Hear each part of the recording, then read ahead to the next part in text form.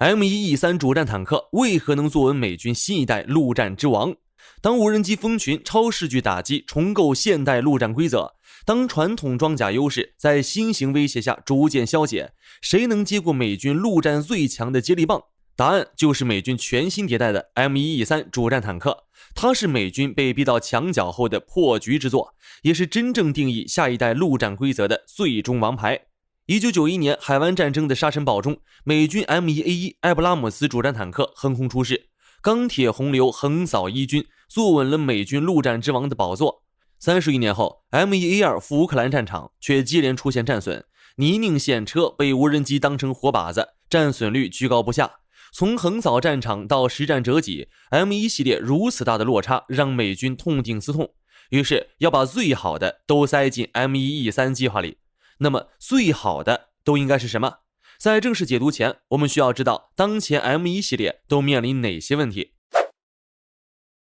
就我个人而言， M1A2 的核心问题主要就体现在车身持续增重上，并由此引发了油耗、隐蔽性、机动性、后勤保障等一系列连锁问题。 M1A2 为了适配作战需求，持续叠加各类设备，车身重量不断攀升。SEP V3 版本的车身重量达67吨， SEP V4 版本更是逼近75吨，过重的车身直接引发了多重作战短板。其一，为了驱动增重后的车身， M1A2 搭载了 AGT 1500燃气轮机，这款动力系统怠速状态下1小时油耗就达10至12加仑，油耗远高于同级别坦克，满油状态下最大行程也仅426公里。同级别德国豹 2A7 主战坦克的最大行程能达550公里，可见它已远远落后于其他同水平坦克。高油耗大幅加重了前线油料补给压力，仗还没开打，后勤就先被拖垮了。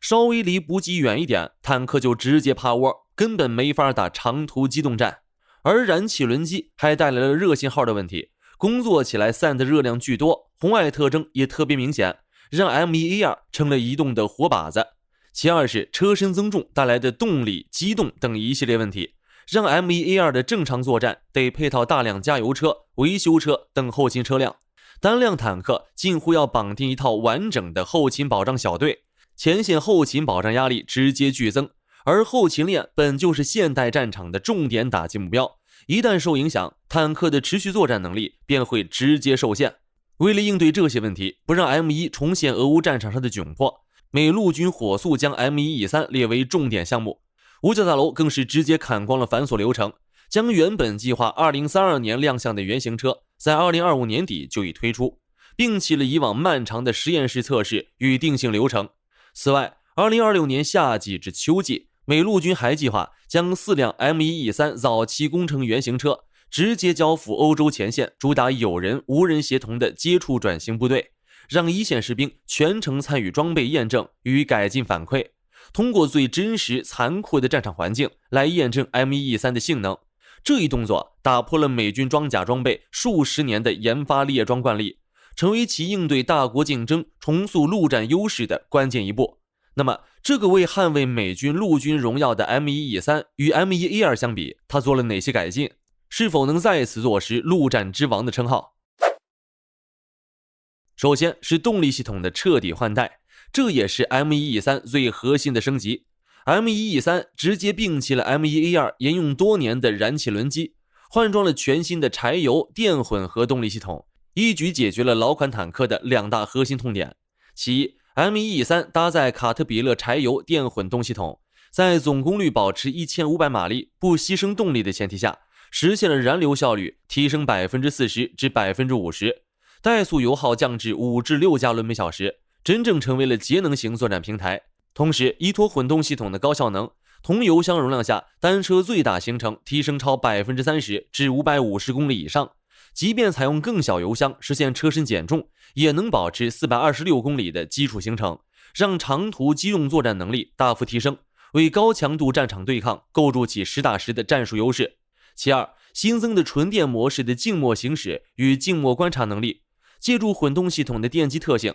M1E3 低速机动时几乎无明显噪音，排气温度也大幅压低。在无人机、声学传感器、红外侦察设备遍布的现代战场，能悄无声息完成伏击、侦察与隐蔽渗透，如同披上了战场隐形衣，被发现和锁定的概率大幅降低。且混动系统的低速扭矩更强劲，起步、爬坡在复杂地形行驶的动力响应远优于老款燃气轮机，为后续机动性的全面升级筑牢了基础。除此之外， M1E3 还从整车设计层面做了全方位的低可探测性优化，车身加装热屏蔽层，让红外信号衰减超 50%， 难以被无人机红外吊舱、地面热成像传感器远距离锁定。同时还优化了车身外形，并强化电磁信号屏蔽，将灯光、电子设备的电磁暴露降至最低。M1E3 的隐蔽性升级并非简单增加单一功能，而是从设计之初就将藏得住作为核心性能指标，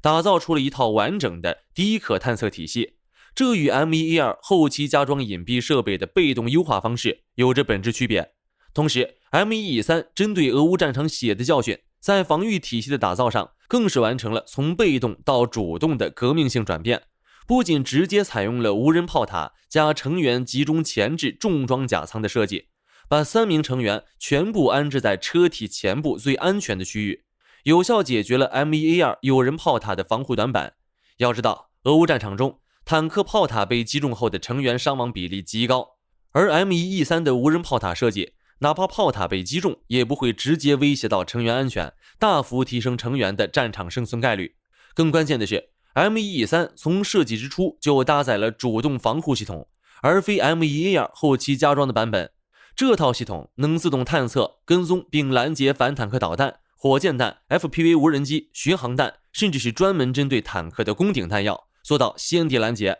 在威胁命中之前就将其摧毁，从根本上改变了坦克靠装甲硬扛的传统防护逻辑。其次，在解决了防护层面的核心痛点后， M1E3 还成功跳出了 M1A2 的重量陷阱，实现了轻量化与高机动性的统一。要知道， M1A2 因为长期叠加升级， SEP V4 版本车身重量标致 73.6 吨，在复杂地形里不仅容易陷车，多数民用桥梁也无法承载，战场托运救援和转运都需要依赖重型装备，战术部署灵活性大打折扣。所以 M1E3 通过设计优化和新型材料应用，直接把车身重量控制在约60吨，相较 M1A2 SEP V4 减重13吨以上，能够更好地适应复杂地形，桥梁承载、公路机动不再受限，即便用普通军用装备运输也能完成转运，让前线部署更加快捷，甚至是战场脱救也不再需要重型救援车辆，战术响应效率直线提升。这样的配置真正让 M1E3 做到了轻而不弱，机动灵活性远超 M1A2， 从原来的笨重重坦变成了高机动作战平台。当然，能扛不一定能决定战争走向，但能打一定是影响战争走向的重要因素，毕竟进攻才是最好的防守。 M1E3 的火力与作战效率也因数字化、智能化有了质的飞跃。根据计划，美军打算将 M1E3 从传统火力平台变成了网络化作战节点。它不仅保留了120毫米主炮，还新增了自动装弹机，目标射速达到12发每分钟，不再像 M1A2 那样依赖人工装填，射速也不受成员体力影响，让持续火力输出更加稳定。不但如此， M1E3 还升级了 AI 辅助火控系统和360度全景战场感知系统，能自动识别战场目标，自动排序威胁优先级，让车长和炮长能瞬间掌握战场全局，瞄准锁定的反应速度比 M1A2 快1半以上。更重要的是， M1E3 还配备了车载巡导弹发射和控制能力，能与无人机、步兵战车、前沿步兵通过数据链互通，实现多域协同作战。无人机发现目标后，数据直接传输到 M1E3， 坦克能在隐蔽状态下发起精准打击。这种网络化作战能力是 M1A2 暂未具备的，也是现代陆战的大势所趋。当然，现代战场早已从单兵对决发展到了体系对抗，美军作为引领世界军工的强国，自然不会犯这样的小错误。于是，针对 M1E3 的后勤体系，从一开始就有了完善的计划方案，其目标被定为全面轻量化、高效化，彻底摆脱 M1A2 后勤难、维护贵、升级慢的问题。据资料显示， M1E3 从设计之初就考虑了后勤适配性，混动系统与美军现有柴油燃料后勤体系完全兼容，不需要为了新坦克改造加油站、维修站，后勤转换成本几乎为零。除了适配现有体系外，轻量化设计让运输、补给、抢修的整体压力大幅下降。一辆运输车辆能完成的工作，以前可能需要2辆。其次， M1E3 采用了模块化开放系统架构，软件和硬件都能快速升级，工程师能通过远程调试或现场更换模块，快速优化装备性能，不再像 M1A2 那样需要漫长的实验室测试，技术迭代效率提升数倍。而且 M1E3 的3人制成员编组相比 M1A2 的4人制，在不降低战斗力的前提下，进一步减少了前线人员保障的压力，作战分工也更简洁高效，完全适配现代战场的快节奏作战需求。最后还有一个容易被忽略但至关重要的升级，那就是研发模式的彻底改变。这也是美军敢直接把4辆原型车送往前线的核心原因。M1A2 的研发和升级长期由实验室主导，纸面性能再好，也容易出现与实战脱节的问题。而 M1E3 采用了士兵主导、前线实战测试的模式，一线士兵在实操中发现的问题，能每周汇总到研发团队，工程师第一时间进行软硬件优化。这种为战场而生、由战场检验的研发逻辑，让 M1E3 从诞生之初就贴合实战需求，有效避免了纸面坦克的尴尬。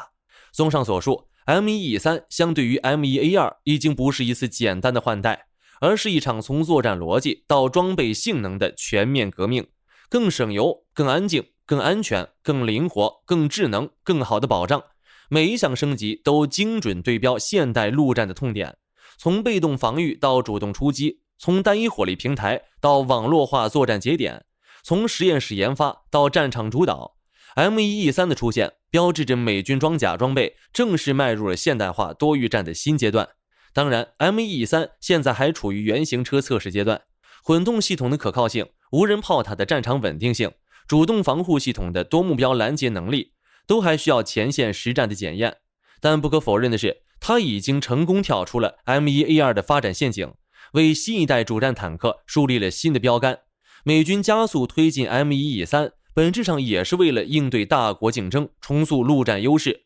而2026年夏秋的前线测试将成为这款坦克的关键考验。那各位觉得 M1E3 完成测试批量列装后，能不能坐稳新一代陆战之王的宝座？它的升级思路会不会成为全球主战坦克的发展趋势？大家可以在视频下方留言讨论，咱们下期见。